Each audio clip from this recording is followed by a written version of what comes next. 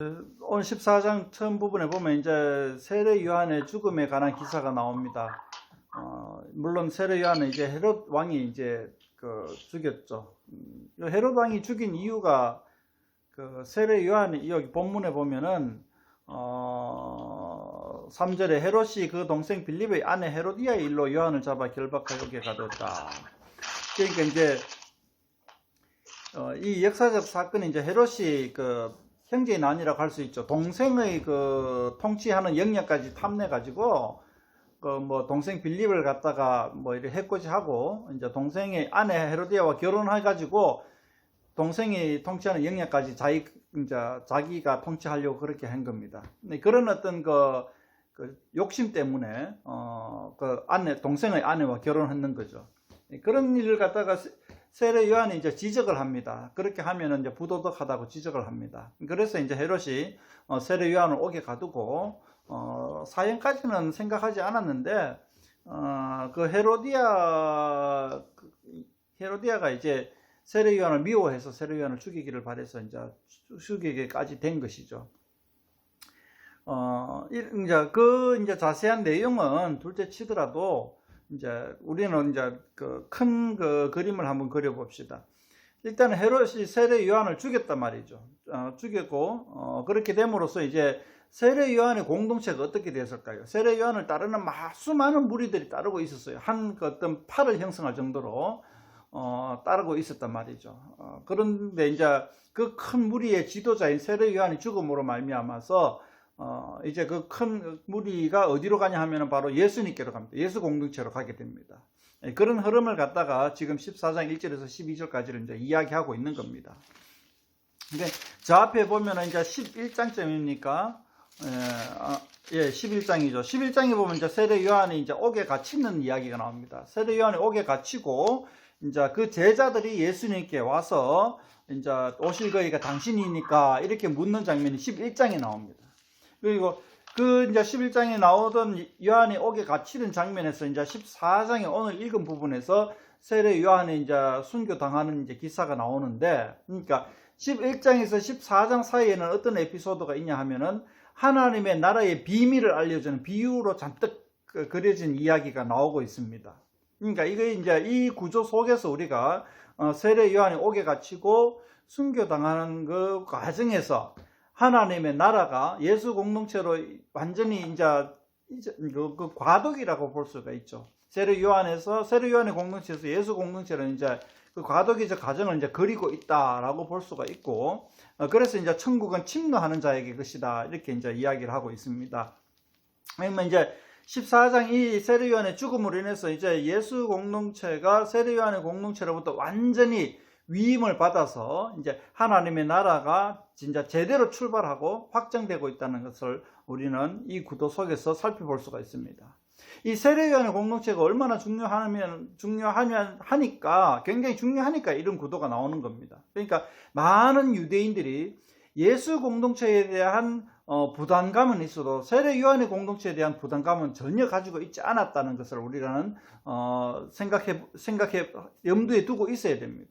그 염두에 두고, 그러니까 세례 요한의 공동체가 예수님의 공동체로 완전히 이관되었구나 하는 것을 보고 많은 사람들이 예수 공동체에 참여할 수 있는 동기를 갖다가 부담감을 들어준다는 거죠. 그렇게 얘기하고 나니까 우리들한테는 별로 시덥지 않은 얘기가 되고 우리들한테는 크게 감동으로 와닿지 않고 합니다만은 유대인 공동체에는 이 사실이 굉장히 중요하다는 사실입니다.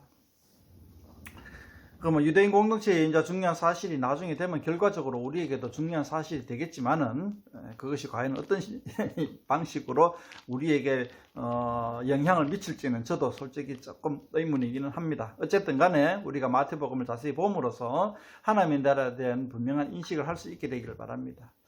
그렇게 해서 이제 세례 요한의 이제 공동체가 예수 공동체로 왔을 때에 13절부터 이제 우리가 잘 알고 있는 오병이의 기적을 갖다가 이제 살펴볼 수가 있는데 13절에 한번 봅시다. 예수께서 들으시고 배를 타고 떠나서 따로 빈들에 가시니 무리가 듣고 여러 골로부터 걸어서 따라간지라. 여기 이 무리가 사실은 이 세례 요한을 따르던 무리가 아닌가, 이렇게 우리는 한번 추정해 볼 수가 있죠. 근데 갑자기 여기 큰 무리, 14절에 보면 큰 무리라고 했는데 뒤에 보면은 여자와 어린아이 제외하고 남자 어른만 5,000명이다 하면 실제적으로 한 2,000명 되는 군중이라고 볼 수가 있죠. 요즘 지금에는 그 2만 명. 2만 명 군중이라 하면은 정진아 축구 게임 할 때 축구할 때 관중이 몇 명이고. 그쯤 될 걸. 그래. 축구 한 게임 유명한 그 경기가 치러지면은 관중이 한 2만 명 된답니다. 정진이 말에 의하면은. 더 많을 수도 있고. 근데 이제 이 예수님 당시에 2만 명의 군중이 예수님에게 모였다는 사실은 이거는 뭐 거의 뭐 대부분의 군중이 모였다고 할 수가 있습니다. 그러니까 어마어마한 군중이라는 얘기죠. 상상이 안 됩니다. 요즘처럼 그렇게 뭐 시설이 좋거나 앰프 시설이 되어 있거나 축구 경기장처럼 이렇게 딱 관람할 수 있는 시설이 되어 있지도 않고 그냥 빈들에, 그냥 자연스러운 빈들에 예수님 한 명의 사람이 보고 그 많은 사람들이 모여가 있다는 사실은. 그리고 뒤에 보면은 이제 뭐 또 오병이의 기적을 통해서 알 수가 있지만은 이 무리들이 대책 없이 모인 겁니다. 그냥 웅성웅성 모인 겁니다. 그러니까 사실상 이 사람들이 구심점을 잃은 사람들이라고 볼 수가 있는 거죠. 구심점을 잃은 사람들이 예수님께 대책 없이 모여가지고 그냥 어떻게 할까 뭐 이렇게 모여가 있는 겁니다. 그래서 이제 예수님이 이제 아마 뭐 여러 가지 말로 이제 앞으로 어떻게 해야 할 것이다 뭐 이렇게 좀 권면을 했겠죠. 이제 본문에서는 그런 권면들에 대한 그런 무리들에 대한 어떤 뭐 오갈 데 없는 무리들을 모아서 이제 앞으로 비전을 제시하고 뭐 이런 얘기들이 나오지 않고 그 많은 무리들에게 단 하나의 에피소드만을 얘기해 주고 있습니다. 그건 뭐냐 하면 예수님이 물고기 두 마리와 떡 5개를 가지고 그 많은 무리들을 먹이셨다 하는 이야기만 딱 하고 딱 끝내버립니다. 왜 그랬을까요?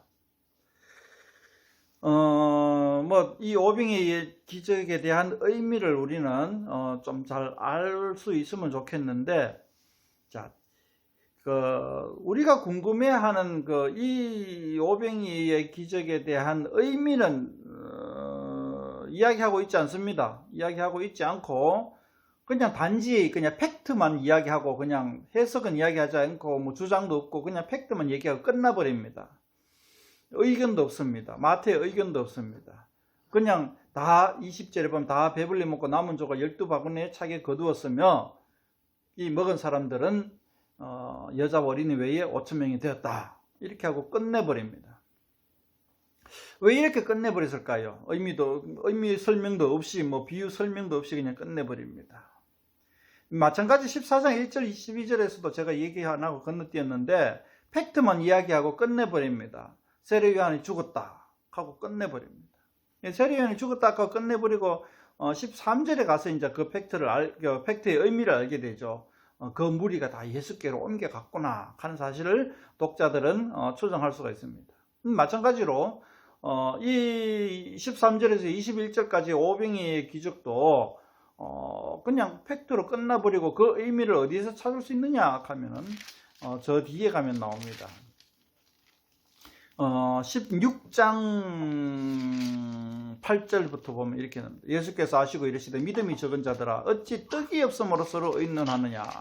너희가 아직도 깨닫지 못하느냐. 떡 5개로 5,000명을 먹이고 죽은 것이 몇 바구니며 떡 7개로 4,000명을 먹이고 죽은 것이 몇 강줄이 있는지 기억하지 못하느냐. 그러니까 이 16장 20절입니까? 이 얘기 16장 8절, 9절, 10절을 이야기하기 위해서 이 오병이의 기적과 또 4,000명 먹인 기적을 갖다가 이야기하고 있다는 사실을 우리는 뒤에 가서 알 수가 있습니다. 근데 여기서는 이제 그냥 이 사건만 이야기한 거죠. 그런데 우리는 이 사건을 통해서 유대인들이 어떤 이미지를 떠올리냐 하면은 그걸 떠올립니다. 뒤에 보면은 여기 나오나 모르겠네. 저도 지금 막 다른 복음사고 막 지금 짬뽕이 돼가지고 헷갈리는데 유대인들이 이런 질문을 합니다. 모세는 광야에서 40년 동안 우리에게 만나를 주었습니다. 당신은 우리에게 무엇을 줄 수 있습니까? 이렇게 얘기한 질문이 나옵니다. 지금 그 질문은 어디서 나오는지 제가 죄송합니다만은 모릅니다만 예수님이 이제 그런 질문에 대한 대답이기도 하죠. 대답이기도 한데 실제적인 대답이죠. 말로서는 모세가 준 게 아니고 하나님 아버지 내 아버지가 주신 것이다 이렇게 얘기한 것이죠. 예수님도 그런 어떤 모세와 같은 능력을 베푸는 것으로 유대인들은 이미지가 오버랩되는 겁니다. 모세의 이미지와 오버랩되는 겁니다. 예수님도 모세처럼 우리 군중을 먹여 살릴 수가 있다. 오갈 데 없는 군중, 구심점을 잃은 군중을 갖다가 이끌 수 있는 탁월한 능력이 지도자다. 이런 이미지를 갖다가 오병이의 기적을 통해서 이제 알릴 수가 있는 거죠. 그런데 이런 기적을 베풀고 그런 능력이 있음에도 불구하고 예수님은 아까 16장에서 살펴봤듯이 그게 중요한 게 아니다. 먹고 마시는 게 중요한 게 아니다. 그런 능력이 있음에도 불구하고 그런 능력이 중요한 것은 아니다라고 얘기하는 겁니다. 그런 의미가 이제 우리는 이제 오병이의 기적에서 이제 살펴볼 수가 있는데, 그런데 막상 마태는 그런 의미를 갖다가 이야기하지 않고 팩트만 이야기가 끝내버립니다. 그리고 22절을 보면은, 22절에 한번 봅시다. 예수께서 즉시 제자들을 재촉하사 자기를 무리를 보내는 동안에 배를 타고 앞서 건너편으로 가게 하시고, 이 무리를 보냅니다. 흩어버립니다. 그러니까 이제 잘 가라고 빠이빠이 합니다. 여러 가지로 건면하고 난 다음 빠이빠이 합니다. 예수님은 그런 무리들에게 집중하는 것이 아니고 제자들에게 집중하고 있는 것을 볼 수 있죠. 제자 사이에 집중하고 있는 것을 보죠. 오늘날하고는 좀 차이가 좀 나긴 나죠. 그죠? 오늘날 여러 목사님들은 무리를 모으기 바쁜 거죠. 근데 예수님은 무리를 흩어버립니다. 무리를 흩어버리고 소수에 집중하는 모습을 볼 수가 있습니다. 22절부터는 이제 또 중요한 사건이 나오는데, 우리가 잘 알고 있는 베드로가 물리로 걷는, 예수님이 물리로 걸어서 오시는 사건인데, 잘 아신다고 생각하고 제가 자세한 내용은 이야기하지 않고 그냥 의미만 쭉쭉 얘기해 보겠습니다. 여기서 예수님이 베드로 보고 이제 물리로 걸어오라 하실 때 베드로가 물리로 걸어 나가다가 바다에 빠져갈 때에 예수님이 이제 손을 내밀어 건져 주시면서 하시는 말씀이 믿음이 작은 자여 왜 의심하였느냐 이렇게 얘기합니다. 자, 여기서 믿음이 작은 자, 베드로 보고 이제 믿음이 작은 자라고 얘기하는데, 이 복음서의 전체적인 특징이 이 12사도의 믿음을 갖다가 아주 작은 것으로 표현합니다. 작은 믿음이라고 표현합니다. 큰 믿음이라고 표현하지 않고, 이제 또 많은 실수를 또 하고, 또 많은 하여튼 연약한 모습들을 많이 비추는 것이 복음서의 특징입니다. 사도행전이나 이제 서신서에 가면은 이제 제자들의 강력한 모습을 볼 수가 있는데, 복음서에서는 제자들이 나약한 모습을 많이 볼 수가 있습니다. 마찬가지로 31절에 보면 믿음이 작은 자여 이렇게 얘기합니다. 여기서 우리는 마태복음에서 두 가지 큰 양과 염소, 그러니까 믿음이 있는 자, 믿는 자와 믿지 않는 자와 이렇게 구분해서 그 중간지대를 얘기하고 있는 것을 살펴볼 수 있습니다. 중간지대가 믿음이 작은 자는 이제 중간지대인데, 그거 이제 좀 특징적인 걸 우리가 좀 잡아볼 수 있고, 그러니까 예수 공동체 안에서 믿음이 있는 자와 없는 자 사이에 믿음이 작은 자가 있다는 사실을 우리는 예수 공동체, 즉 하나님의 나라에서 믿음이 작은 자가 있다는 것도 우리는 인식을 해야 됩니다. 그런데 이제 중요한 거는 이 믿음이 작은데도 불구하고 33절에 보면 이렇게 얘기합니다. 배에 있는 사람들이, 배에 누가 있냐 하면 제자들이 있습니다. 아마 12제자로 이제 생각을 하는데 꼭 12사람이 아닐 수도 있죠. 12사람 모자랄 수도 있고 남을 수도 있는데, 어쨌든 무리와 대비되는 거죠. 무리와 대비되는 이 제자들이, 배에 있는 제자들이 예수님 보고 뭐라고 하냐면은 하나님의 아들이라는 신앙 고백이 나옵니다. 이 하나님의 아들이라는 신앙 고백이 여기서 처음 나옵니다. 물론 그전에는 귀신이 예수님 알아보고 하나님의 아들이시여 하고 이제 이야기하는데, 그건 귀신이 이제, 그리고 여기서는 이제 신앙 고백인 거죠. 제자들의 신앙 고백이 처음 나옵니다. 그러니까 이 처음 나오는 것이 세례 요한의 죽음 이후에 나옵니다. 에피소드 다음에. 이 뭐냐 하면 예수 공동체가 본격적으로 출발한다라는 사실을 한 번 더 알 수가 있는 거죠. 그러니까 요한의 공동체 이제 예수님의 공동체를 이제 이관하고 그것이 이제 하나님의 역사가 이제 예수님을 통해서 이제 이루어져 가고 있다는 사실을 우리는 이렇게 살펴볼 수가 있습니다. 그러니까 여기서 이 14장 23절에 있는 하나님의 아들이라고 하는 신앙 고백은 이 마태복음 전체 구조에서 굉장히 중요한 턴포인트가 되는 겁니다.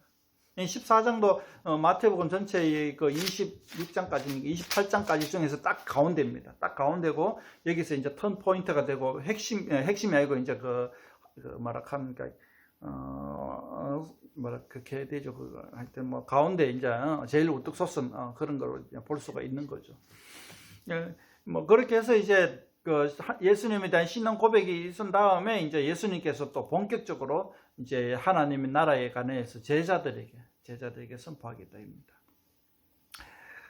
다시 한 번 더 이제 이 하나님의 아들이라는 고백과 다윗의 자손이여 하는 고백을 한 번 더 말씀드리면은 이 무리들은 예수님 보고 다윗의 자손이라 하는 용어를 씁니다. 그런데 이 하나님의 아들이라 하는 용어는 마태복음 전체를 통해서 제자의 입에서 한 2번 정도 나옵니다. 뒤에 나가면 이제 베드로가 또 당신은 그리스도시요 하나님의 아들입니다 하는 이야기가 나오고, 물론 하나님이 너는 내 기뻐하는 아들이다 하는 말이 이제 탄생 에피소드와 저도 변화산에서의 이제 에피소드에서 2번 정도 나오고, 저 뒤에 가면 이제 백부장, 예수님의 원수가 된, 예수님을 십자가에 못 박힌 무리들의 일부인 백부장과 그의 부하들이 예수님 보고 당신은 진짜 하나님의 아들이다 하는 신앙 고백이 마무리됨으로써 이제 마태복음이 마무리가 됩니다.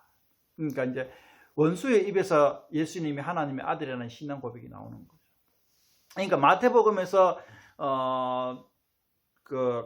노리고 있는 것은 뭐냐 하면 예수님은 하나님의 아들이다 하는 걸 증명하는 것에만 계속 키포인트를 맞추고 있습니다. 마태는 예수님이 하나님의 아들이라는 것의 키포인트, 그것만 증명이 되면은 유대인들이 예수 공동체에 들어올 수 있다라고 볼 수 있는 거죠. 그러니까 우리도 마찬가지입니다. 예수님이 뭐 3대 성인 중에 한 사람이다, 훌륭한 사람이다, 뭐 이런 거 다 필요 없습니다. 그런 거는 다윗의 자손이여 하는 무리들의 신앙 외침과 똑같습니다. 단지 이제 하나님의 아들이다, 하나님의 아들 그리스도이시다 하는 신앙 고백이 굉장히 중요한 겁니다. 우리들도 마찬가지로 예수님이 하나님의 아들이시다 하는 그 신앙 고백이 굉장히 중요하다는 사실을 우리는 한 번 더 생각해 보면 좋겠습니다. 이제 이 14장을 통하여서 이제 마태복음의 전체 이제 구도가 다시 한 번 더 전환점을 크게 보면서 이제 나아간다는 사실을 우리는 좀 알면 좋겠고, 마찬가지로 이제 이 오병이의 의미는 저 뒤에 또 나옵니다만은 한 번 더 생각해 보면은 먹고 마시는 게 중요한 게 아니다. 그거는 해결되고 그거는 알아서 하나님이 해결해 주시니까 우리는 하나님의 나라와 의를 구하는 것이 중요하고, 예수님이 하나님의 아들이심을 우리는 굳게 믿는 것이 중요하다라는 사실을 이 14장을 통해서 우리는 깨달을 수 있으면 좋겠습니다. 질문 있으면 한번 좀 해주시기 바랍니다. 34절에서 36절까지는 이제 14장 내용에 이제 조금 마무리하는 그런 말씀이 되겠습니다. 그러니까 여전히 이제 많은 사람들이 예수님을 따라오더라 하는 그런 내용이었죠. 너무 뭐 짧은 시간에 많은 것을 이야기하다 보니까 많은 것이 이제 빠져버렸는데, 14장을 통해서 이 세례 요한이 얘기한 세례 요한이 이제 헤롯 보고 이렇게 얘기했지. 당신이 동생 빌립의 아내 헤로디아에게 이제 그것이 옳지 않다, 이렇게 얘기하는 건 당신이 그 여자를 차지한 것이 옳지 않다. 4절에 보면 그렇게 얘기하는 건데, 그렇게 말한 세례 요한의 언급한 그 내용 가지고 이제 우리는 이제 기독교인이 세상의 정치에 뭐 참여해야 된다, 말아야 된다, 뭐 여러 가지 이제 이야기들을 하고 있습니다. 그런데 이제 본문에서는 그런 관점에서는 얘기하고 있지 않고, 저도 뭐 그런 관점에서 이제 물론 이야기를 하고 싶었고, 또 살펴보기를 원합니다만은, 성경 본문은 그런 어떤 이제 이야기에 대해서는 전혀 언급이 없죠. 전혀 언급이 없으니까 일단은 마태의 그 의도에 따라서 거기에 대해서 언급하는 것은 전체적인 그 맥락을 살펴보는 데 있어서 조금 곁길로 나가는 것 같아 가지고 좀 생략을 하면 좋겠습니다. 나중에 기회가 닿으면 또 그런 주제로 얘기할 때가 오겠지요. 존 하워드 요드는 예수의 정치라는 그 책을 통하여서 예수님이 하나의 그 정치인이다라고 이제 주장을 하는데, 마찬가지입니다. 하나님의 나라도 하나의 정치 단체입니다. 하나님의 정치 단체죠. 그러니까 그래서 이제 그 세상 나라와 비교되는 하나님의 나라라고 이제 얘기할 수가 있습니다.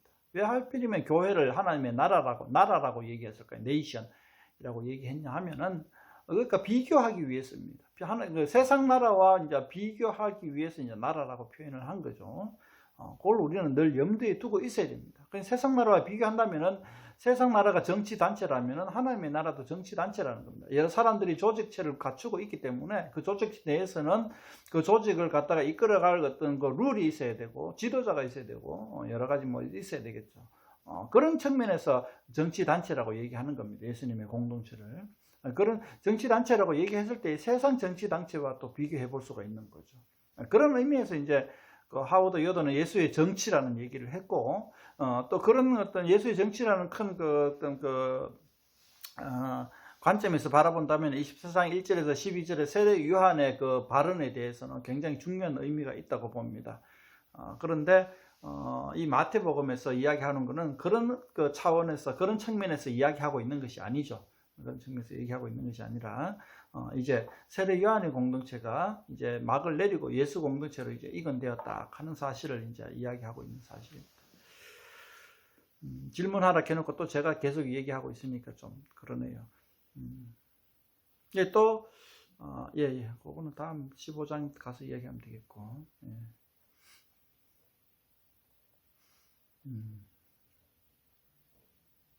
뭐 중간중간에 건너뛴 게 좀 많이 있으니까 뭐 질문할 것도 많고 뭐 그렇게 얘기할 건데, 우리가 질문하는 게 습관이 안 돼 있고 하니까 제가 또 설교하고 하는 게 이게 우리가 전통에서 벗어나기 참 힘들다 하는 게, 제가 전통에서 벗어나기 힘들어서 그런 거죠. 제가 분위기를 지금 이제 만들어 버린 것 같은데. 잠시 기도하고 또 찬성합시다. 자,